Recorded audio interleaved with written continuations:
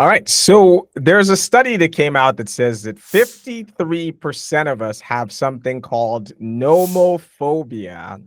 And for those of you who don't know what that is, I just learned it myself. It's cell phone addiction. So I think I've got the perfect guest to discuss this with, my friend Christine.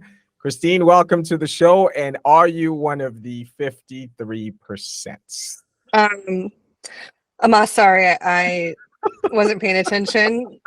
I got a text on this guy. Sorry, I was So looking at my phone. definitely in the 53%. Yes, I'll admit I'm definitely nomophobia. Nomophobia. Have nomophobia. Yeah, I mean, really, like our phones are our calendars. It's my camera. It's my television. It's my mailbox. It's everything now. I'm gonna bring it back a little bit here, but it's also my JCPenney catalog, right? It's where I What is do all my this orders. penny thing you're talking about? Are they still around? Not the catalogs, but Amazon. Yeah, I do all my shopping. Well, I think that, as you know, I can be like a history and philosophy junkie, and I was reading by this Marshall McLuhan. I don't know if you've read his book, The Gutenberg Galaxy. It's a good one. But he talks about how before we had the alphabet and writing, our society used to be all about oral. That's how we learned about the world around us. And then as we got writing in the alphabet, and then obviously the internet, and so on and so on, we started to read. We started to experience the world through our eyes more. Our ears got worse. And so technology has this way of changing who we are. So I'm not shocked that over half of us suffer. I don't know if it's a suffering or not from nomophobia. And so I think technology has this way of changing us. So Yeah. speaking of change, I think you and I are about the same age. You know, we're from the same generation. We work in tech. We've got that in common. Yep. And if you think about how the world has changed, I remember the number one thing I got in trouble for as a kid, I still have scars on my body, was because I never wanted to be home. So like I would be outside and it'll be getting dark, right? And your mom's like, you got to get back in. And I would mentally think, I'm just going to take the beating. I want to stay out. So you raise kids. I am going to hope that you don't beat them, but how is their upbringing been different from yours? Oh my God. Yeah. I have two little ones. As you know, Aiden and Sophia, who are almost teenagers at their very ripe age of 6 and 8. But yeah, I mean, I'm totally with you. We would be outside all night long, right? It was the only time, well, I would get beat if I didn't go inside and run home when I heard my dad's whistle. I had to be within earshot. So yeah, I mean, I don't really have an equivalent for the kids now. I mean, I think maybe what they do is they just try to guess my passwords so they can bypass the screen limit on the iPads. Yeah. But really, I really don't give them technology. So except on road trips, that's when they have their tablets. But yeah, I don't know. I try to limit technology as much as I can. Like Saturday morning cartoon binge is still cool in my house, Right. but now it's just Netflix.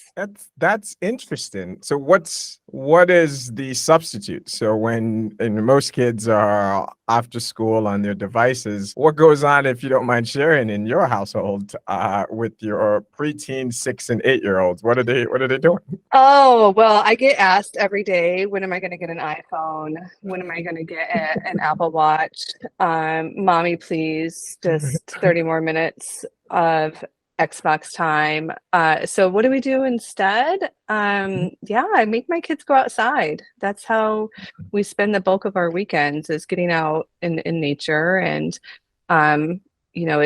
I run like a pretty tight ship to like Monday through Friday. But on the weekends, we do have to touch technology during the week for Of course. schoolwork and that type of thing. But on the weekends, it's fair game. We are out in nature as much as possible. I am learning about you, and folks, you learn about Christine. We'll post her LinkedIn so you can check her out. But what's surprising to me is you are the queen of let's get connected, and digital tools. And then we learned that the drug dealer is not consuming their own supply.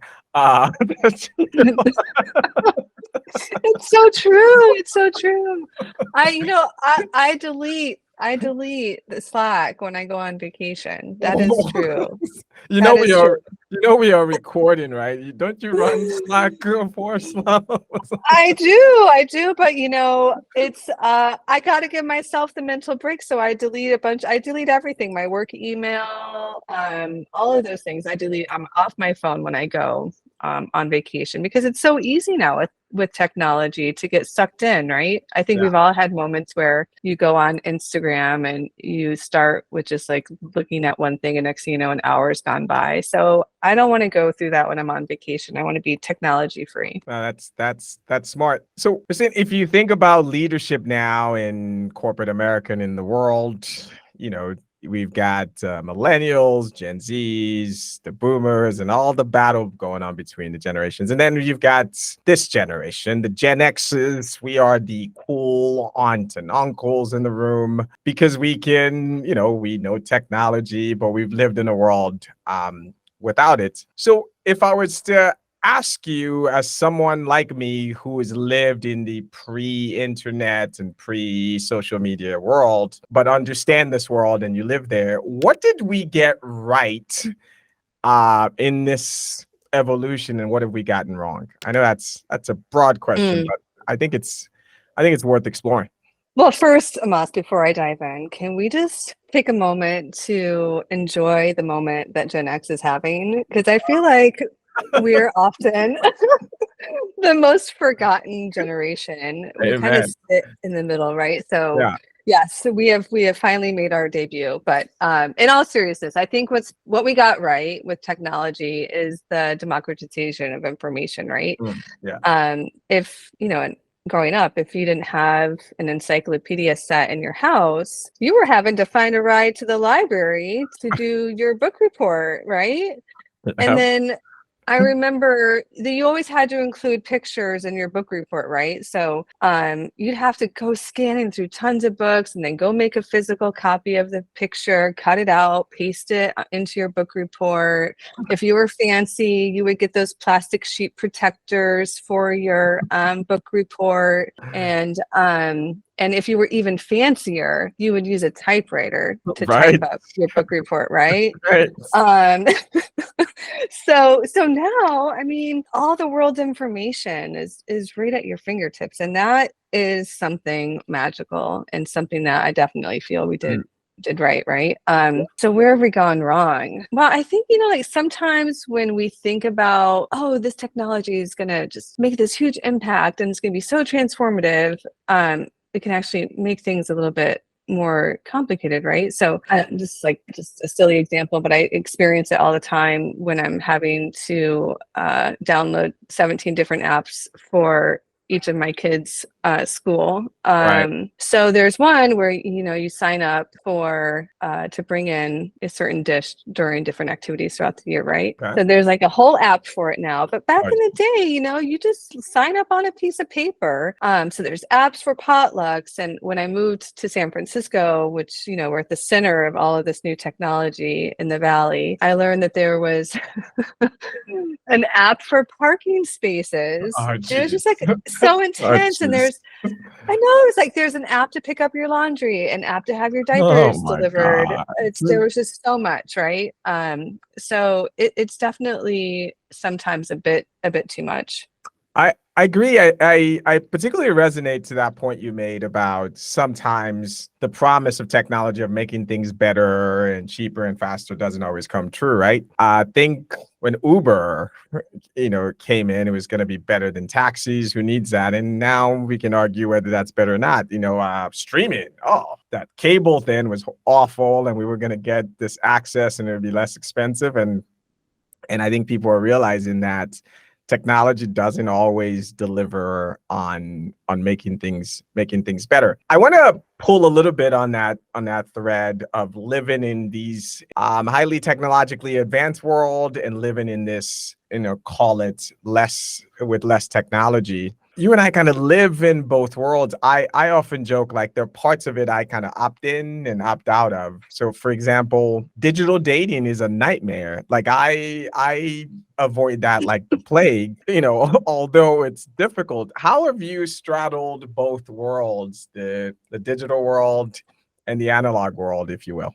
Yeah, I mean, it's so true, right? We're having to literally every day straddle these two worlds. So we both live and breathe our respective technologies all day, Yep. right? But at home, I definitely live a very analog life. Interesting. Okay. Yeah, I think it's funny. Some people come in and for the first time into my place and they're like, "Oh my God, is that a typewriter?" And "Oh my, is that a rotary phone?" And then I have as my kind of centerpiece in my living room is an old Edison diamond disc player, which was kind of pre-phonograph. Ah, And that that is is like cool. my yeah, it's like my musical source in the living room.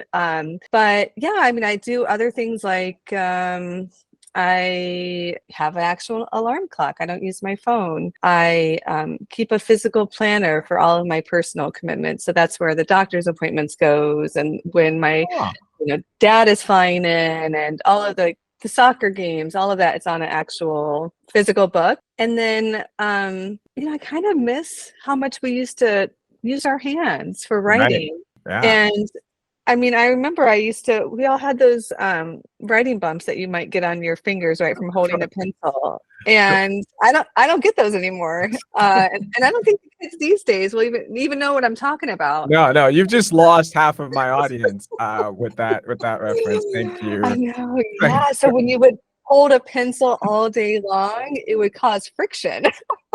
But yeah, so now for me, I do a lot of painting. So that's my way to use my hands. So I paint in my free time. That is so neat. I write with my hands. I mean, in fact, I wrote a whole book with hand because Oh, the words won't come out. Like I could not have written that book without doing it by hands. I am And it's funny you said that about your home. My home is the opposite, right? Like everything is voice assisted. You can turn on every light, you can do all of that. But in these weird ways, I hold on to the past. So, for example, if I'm getting to know someone and we're having a conversation, like at a party or whatever, I don't want you Googling stuff. I want to be, it's okay to be wrong. Like I embrace these imperfections, and people are looking at me like, why would we be wrong on something we could know? And I'm like, it's okay, let's argue about that. So I do try to hold on to some of those things. On a personal note, for me, like when it comes to gifts, for whatever reason, I'm aggressively against gift cards, particularly gift mm-hmm. cards that someone specifically asked for, right? And it's kind of like I just remember part of my upbringing was getting that shitty sweater from my great aunt that I'm never going to wear. But the memories that from that and like those things, I want to kind of keep one foot in this imperfect world as opposed to throwing technology at trying to solve every little thing. No, no, I'm with you. It's so funny that back, this is 10 years ago, and when I was living in New York City, you would kind of just walk around and go into a little restaurant that looked kind of interesting or cute. That's how I would try out new restaurants. And I actually once did not go out on a second date with this guy because he just was, before we would actually go into the restaurant, he was seeing their Yelp reviews. And I was like, no, like, I just want to, can we just go? Can we just check it out? If it's bad, fine, but it looks really cute. It's too Yeah, much. yeah, no, I agree. Let's get to know you a little bit. So I'll share and then you'll share like what you spend an unreasonable amount of time doing. So for me, I have a smoker and I would smoke ribs for like 10 hours and eat it all in like 10 minutes. And it's just I just love it. What's yours? What's something you spend an unreasonable amount of time doing? Well, let me think. I alluded to it that we spend a lot of time in nature. So this is funny. The origin of this came from I I always loved getting paper copies of National Geographic.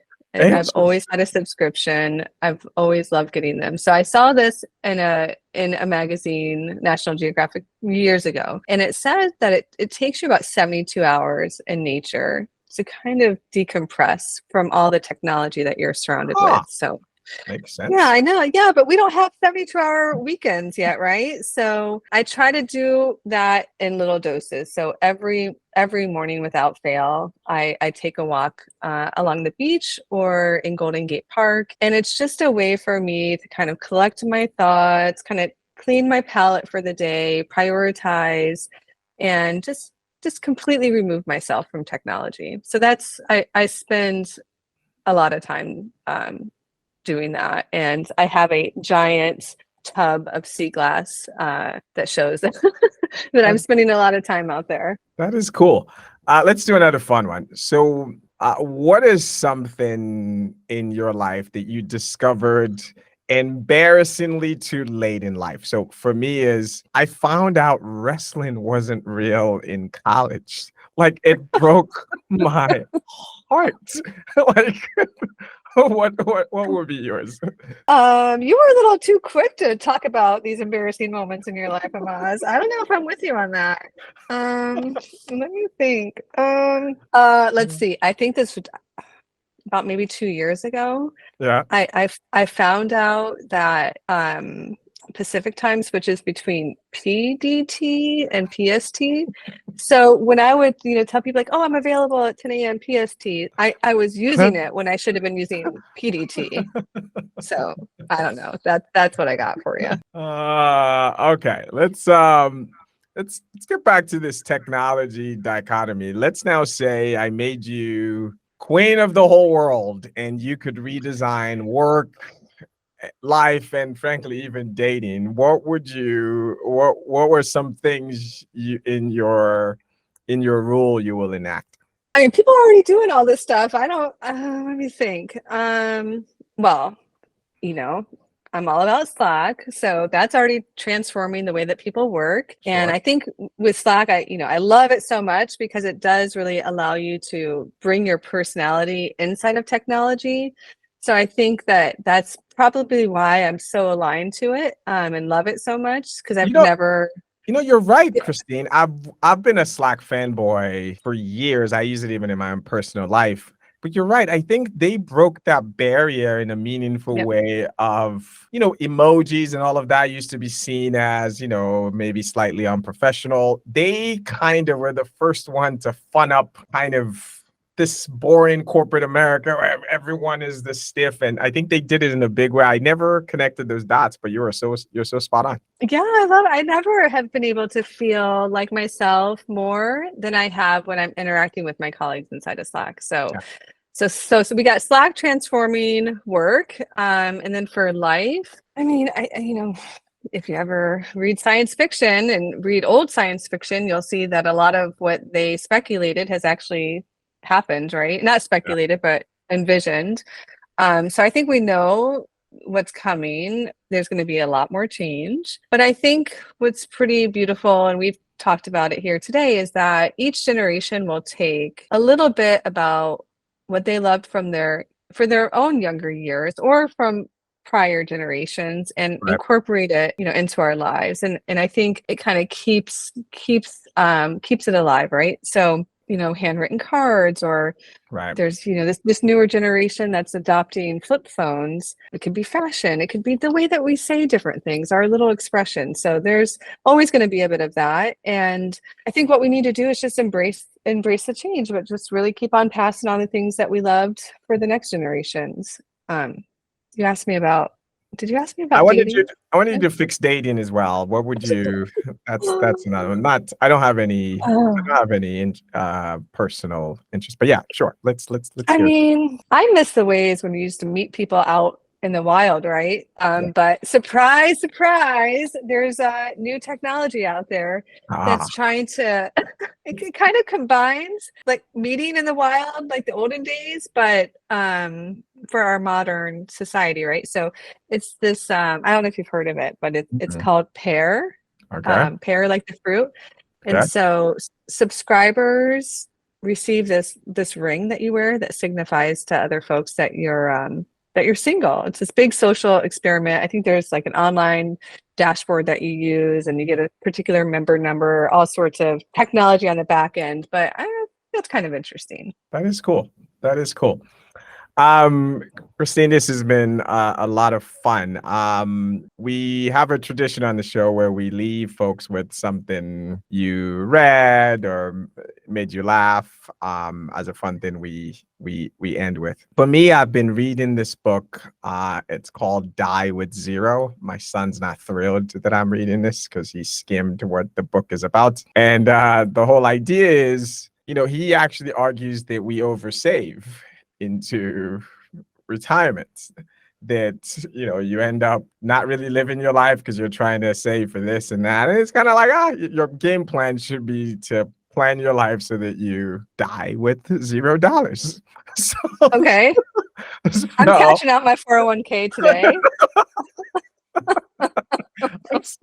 So my grandchildren will not love that I am reading this book, but it's really changed my perspective. I'm going to live a little in my, not just now, but it gives you a plan on how do you kind of plan your life and not oversave. What about you? I'm still kind of stuck on that for a minute. I'm like, okay, what should I do with all of my savings? I'm going to check that out. That's a good one. I mean, let's see, something that I can pass on or something that I've learned. Well, if you know anything about women in my age group, Amos, the only thing that I ever watch or listen to involves true crime. It's just a thing. Oh yeah, so, I've heard. I don't even want to know about any of that, but okay, let me think. Of course, ChatGPT is the thing, and generative AI in general. So, and then of course, my affinity for Slack. So I learned this past week, which I didn't know, that you can give ChatGPT a prompt that says that the response should be formatted as a Slack message. And it is so smart. It knows to include emojis, and it's so cool. Yeah. So if you want to use the prompt, format this like a Slack message, you will see lots of fun formatting come from ChatGPT, and it does a really good job. That is such a fun one. Well, Christine, it's been amazing having you on. Christine's prolific on social media, mostly LinkedIn. So you can find Christine there unless there's somewhere else you want folks to find you. But this has been an awesome conversation. Thanks, Amos. Thanks for having me. Thanks for coming on. And we'll talk to you next week. You've been listening to an Amos Talks production.